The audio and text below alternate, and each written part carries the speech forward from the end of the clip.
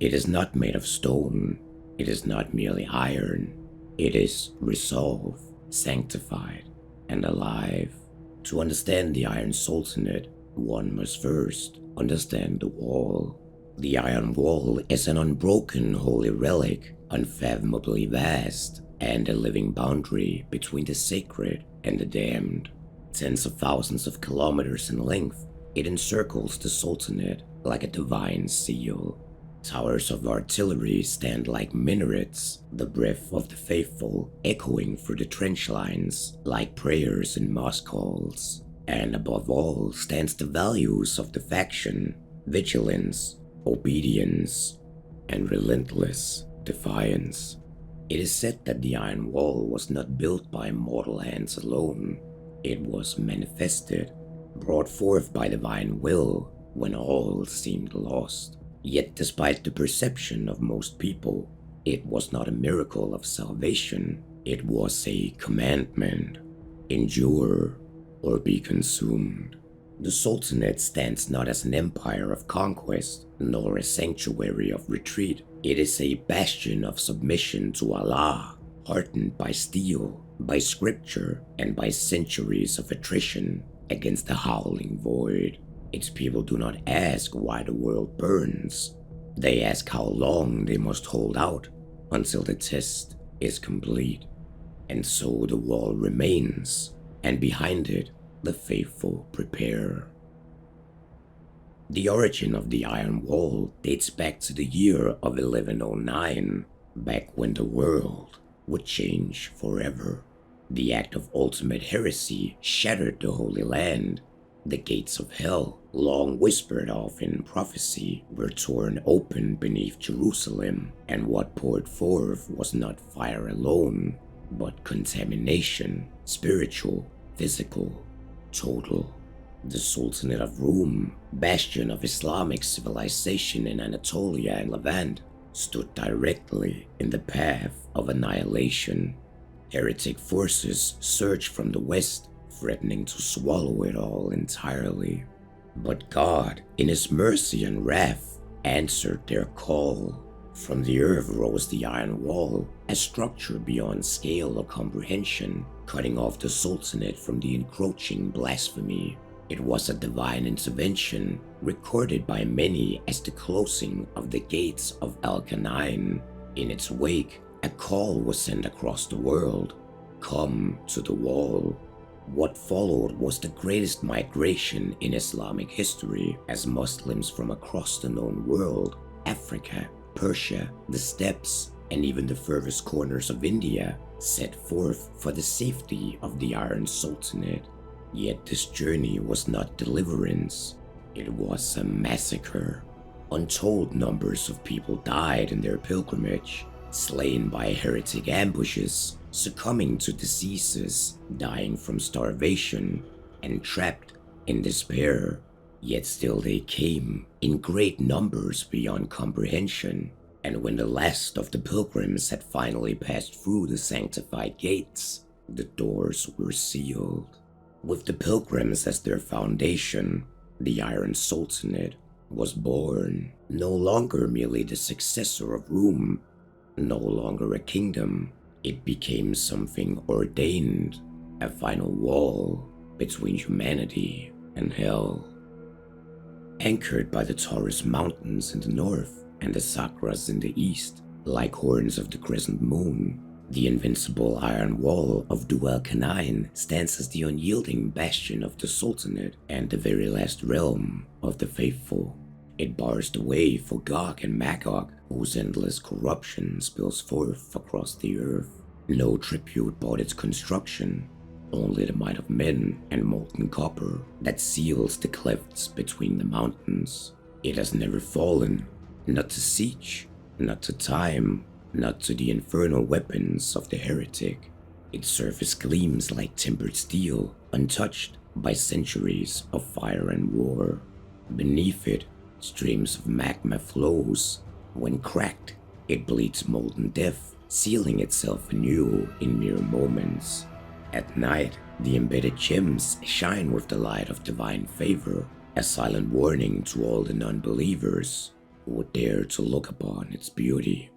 Towers and bulwarks dot the length of the wall, bristling with long-range guns of the Imperial School of Military Engineering.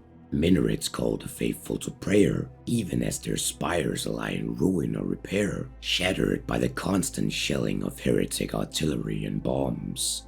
Yet despite the perseverance of hell and non-believers, the wall remains untouched, eternal.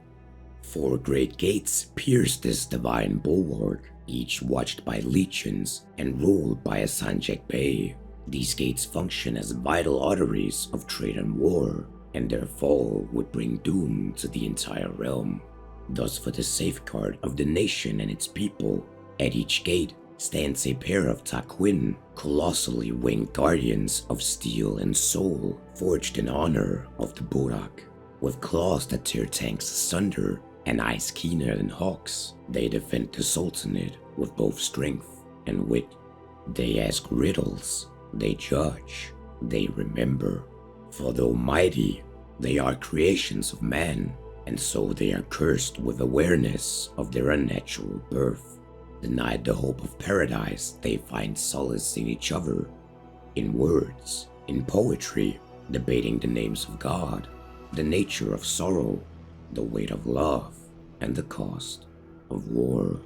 Their suffering is profound, yet their service eternal.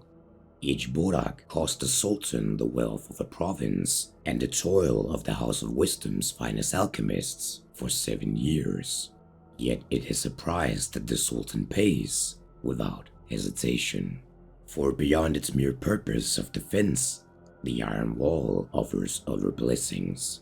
It bends the sky, shaping storms to scour the airways of the faithful clean of heretic bombers. Great engines harness the wind to protect the heavens and regulate rain over the lands within.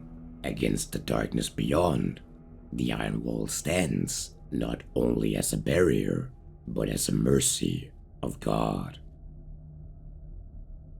The Iron Sultanate is by far the greatest Muslim state in the world, not by territory, but by truth. Its doctrine is simple. Allah has given them a duty, and so long as the wall stands, they must fulfill it. Their survival is not a blessing, rather it is a command. The Sultanate is ruled by the Sultan or Padishah, a hereditary title held by the supreme commander of both state and army. His authority is religious and military, sacred and sovereign. In times of great peril, the Sultan takes to the battlefield himself, leading the Janissaries in war and bearing the green flag of the Prophet Muhammad. It is not a nation of passivity, for the Sultan does not merely wait for the heretic to come to the gates. Its armies move beyond the wall in mobile companies, hunting the corrupted, seeking lost relics of the prophets, recovering books of knowledge buried beneath ash and ruin. Yet despite this aggression, their purpose is not to win the war, it is simply to prevent the world from ending, no matter the cost. The doctrine of the Iron Sultanate is quite simple, essentially boiling down to do not break.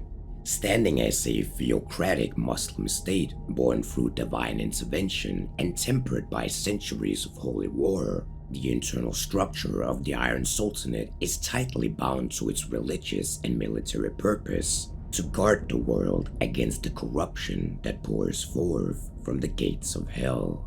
With the Sultan as the head of the government, military high commander, and spiritual guardian of the Sultanate, he rules over Anatolia and the Levant, the last stronghold of the Islamic world. The life within society of the Iron Sultanate is defined by perpetual readiness. Life is lived in the shadow of total war, and from the battlements to the souks, the people of the nation live according to Sharia, daily ritual, and militant discipline. The Azep sharpshooters patrol the Iron Wall, trained to shoot with holy precision. The Janissaries, the elite shock troops, are stationed in fortified barracks along the wall, prepared to repel any heretic incursion. At the same time, the House of Wisdom, an elite scientific and spiritual institution, is tasked with developing divine and alchemical creations for war, most notably the beings born of Takwin, the mystical creation of artificial life.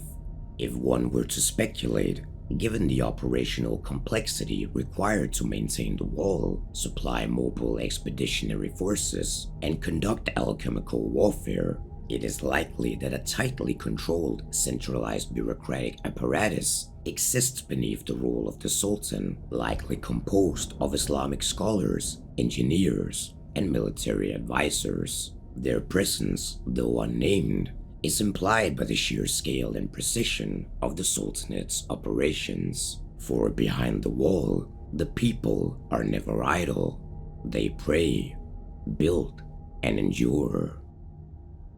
Yet the safety of the citizens lies in the hand of divinely guided soldiers, alchemically engineered war beasts, and elite human warriors fielded by the Sultan of the Iron Sultanate. These forces are not only active within the cities, but are also deployed along the Iron Wall for defense, as well as mustered in small mobile companies beyond its borders to carry out campaigns and missions in the name of the Sultan. These forces include the Asep, sharpshooters, and light infantry.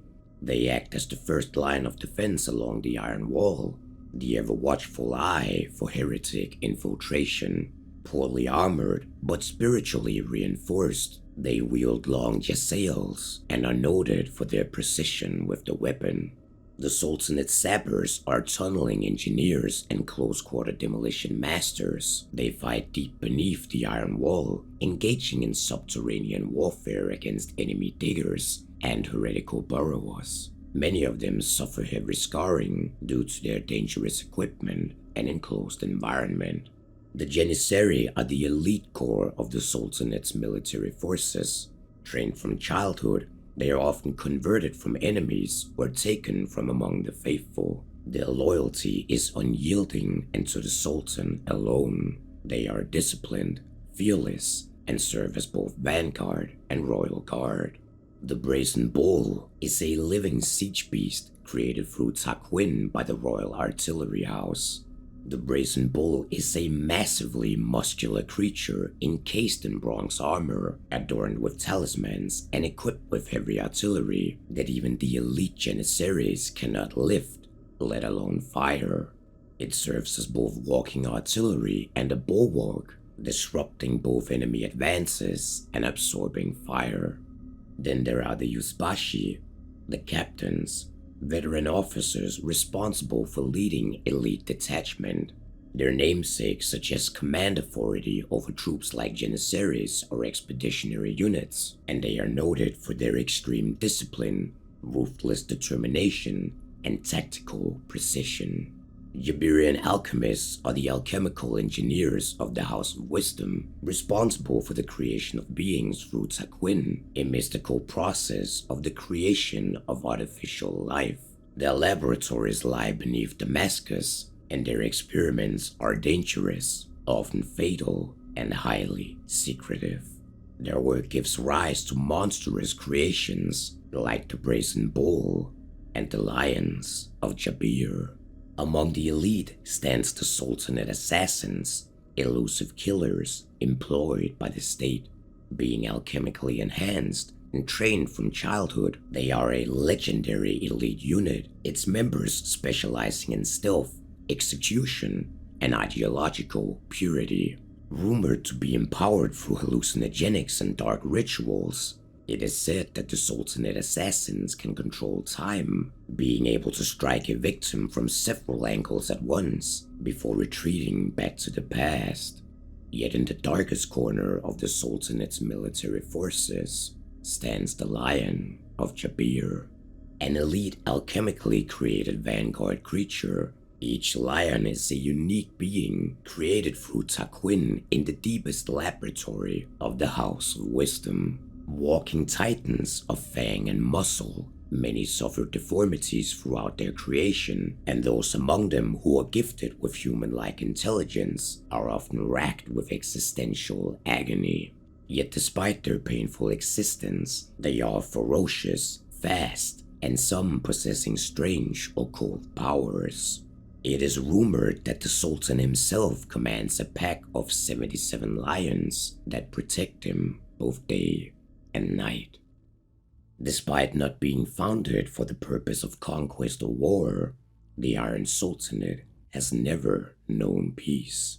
Since the wall was sealed, its borders closed, and the last of the faithful crossed through the gates of Al-Kanain, the Sultanate has been in a constant state of holy war. Its operations are defined not by conquest or expansion, but rather through preservation, purification, and reclamation. Where the Church seeks to sanctify, the Iron Sultanate seeks to fortify. Where others offer redemption, the Sultanate offers containment. The Sultanate does not forgive nor forget, serving only the concept of eradication. And in the carnage of this trench war, the Sultanate deploys a specialized variety of expeditionary companies, forced to carry out numerous missions for the Sultan himself. These forces operate independently, often far from supply lines, with absolute authority over their own mission and territory. Their objectives may include anything from hunting heretic forces and eliminating roaming blasphemies, securing holy relics and artifacts from the times of the prophets, recovering lost books of Islamic knowledge. This can include anything from theological texts to alchemical treatises and ancient sciences buried in the ruins of fallen caliphates, as well as eradicating corruption, whether heretical, foreign, or even allied, should it interfere with the mission. It is crucial to underline that though an understanding between the Church and the Sultanate on being co-belligerents against the heretics exists, the commanders of these expeditions will tolerate no interference and do not hesitate to crush anyone who would hinder their mission.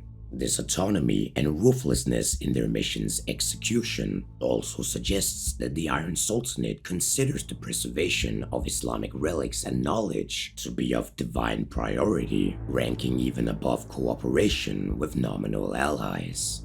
This is an aspect that renders their mobile companies both respected and feared across allied fronts. Yet unlike the Church and the heretic forces, the Sultanate does not publicly name or commemorate their battles. There are no parades, there are no saints, no monuments beyond the wall itself.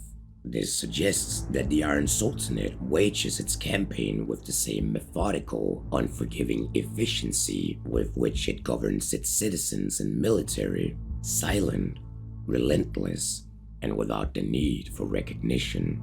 Where others shout their triumphs, the Sultanate records, and where others weep for the dead, the Sultanate recycles. Their war does not end, and so it is not measured in victories, it is measured in sacrifice. Despite the constant waves of evil that relentlessly smash against the iron wall of the Iron Sultanate, the Heretic Legion stands as the primary and eternal enemy of the nation. Its forces were the first to threaten the survival of the Muslim world after the Act of Ultimate Heresy, and it is their advance that prompted the divine intervention that became the Iron Wall. The heretic is not a foe to be debated or understood. They are a blight, a metaphysical cancer, a reverse creation that mocks everything that is sacred. Where the heretic taints, the Sultanate purifies.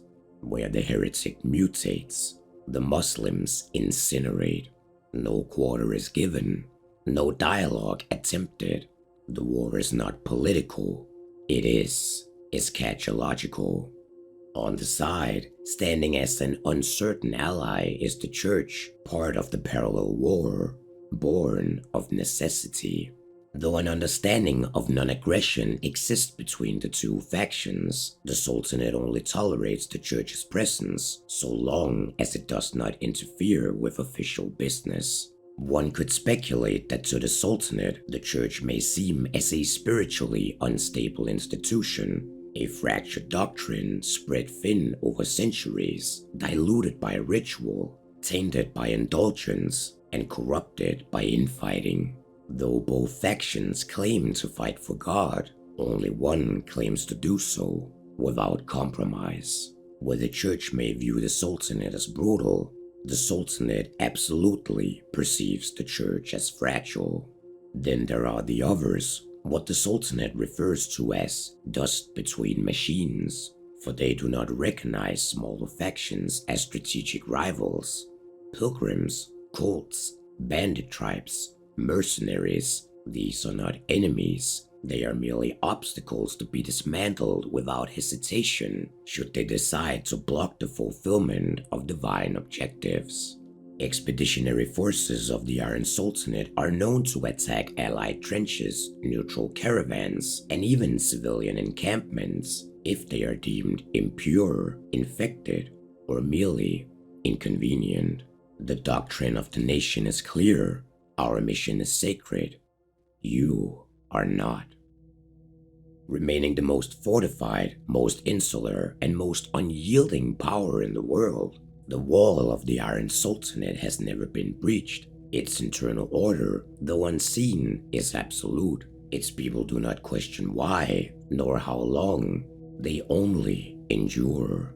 Yet it is rumored that something is changing. Expeditionary companies of the nation have grown bolder, pushing further away from the wall, and reports of alchemical detonations and relocations of sacred war beasts suggest that the House of Wisdom is preparing for something vast, though no public declarations have been made. Some Janissary battalions have vanished entirely with no explanation given, and the green banner of the Prophet Muhammad has not been seen in over a year.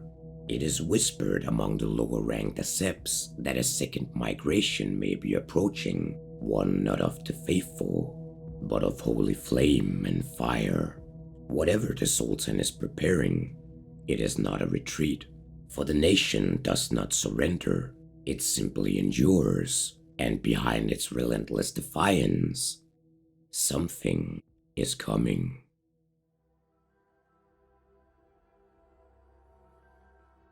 Hey there, Hazmat here. I hope you enjoyed this episode. I plan on diving further into Trench Crusade in future videos, so if you want to see more, make sure to let me know in the comments below. As always, a big thanks goes out to the Hunters Lounge, specifically the exclusive Johnny Sevens, the exclusive Warmog, the exclusive Geechee Boy, and the exclusive Rat. The VIPs, Corvo Bearslayer, Derivative, Tuck Powell, Gino Lucero, Goose, Hambone, Jiminel Bob, Corey Peterson, Michael Thornhill, Mordef Menace, Ryan, Slip, Stas Piestek, Sunrise Phoenix, TJ Crane, Texas Toast, and the Wizard of Copper. And of course, all the regulars. If you enjoy the content I produce and would like to help support the channel, consider signing up as a member on Patreon for as little as $1 a month. The link is in the description below. And thank you all for watching. I'll see you in the next one.